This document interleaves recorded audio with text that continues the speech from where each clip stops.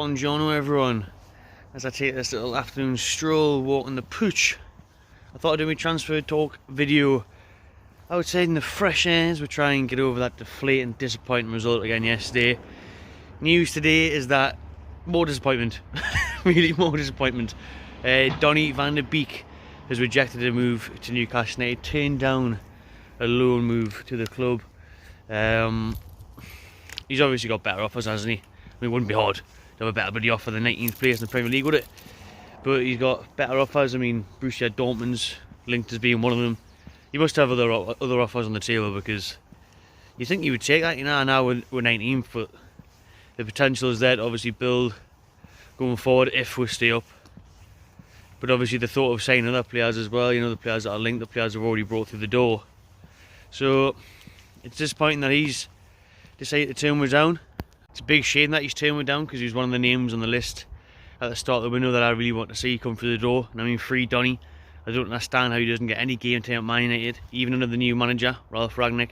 It's a strange one, that, like, but he's not coming to Newcastle. He's rejected the move because of the perilous league position that we're in. He doesn't fancy the relegation battle.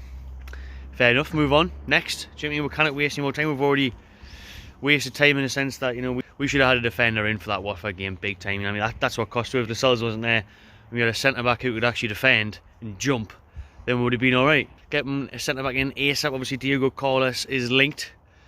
Talks are progressing with him and looking positive. Could be coming to Newcastle to triple his wages than he is at Sevilla and for the project, obviously. But that could be happening in the next few days. Hopefully that the Newcastle are confident can get that deal done next week and get him in time for the trip to Ellen Road next Saturday. Huge game, as Leeds today went 9 points clear of the relegation zone with a huge win at West Ham. 3-2 winners there. They look dangerous. That's going to be a tricky, very tricky game, even with their injuries and that, you know.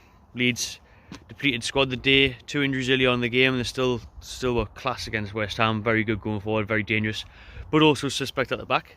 So we'll see how we get on then next Saturday. But the focus across the next 5-6 days is the transfer window and who can Newcastle get through the door now. Like I said, move on from Donny. If he doesn't want to come, right, get on with it. You know, get someone else in, get another centre mid in, because we definitely need a centre mid. We definitely need to improve in that spine of the team, big time. That's the weakness. The midfield wasn't good enough yesterday. The defence obviously far from good enough. Lascelles isn't even championship quality, man. So we need a centre back in. Let's hope Diego Carlos is going to come in next week. Let's hope he's the first of two. Hopefully, the first of two would be nice. And let's hope we can move on from Van der Beek, another centre mid target. There hasn't been that many centre mids linked, really. So let me know in the comments what kind of centre mid Newcastle could target.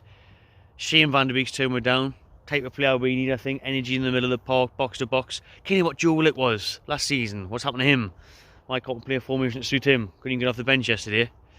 Mental. But Van der Beek rejects a move to Newcastle. Diego Carlos is closing in on a move to Newcastle, so hopefully that gets done in the next few days.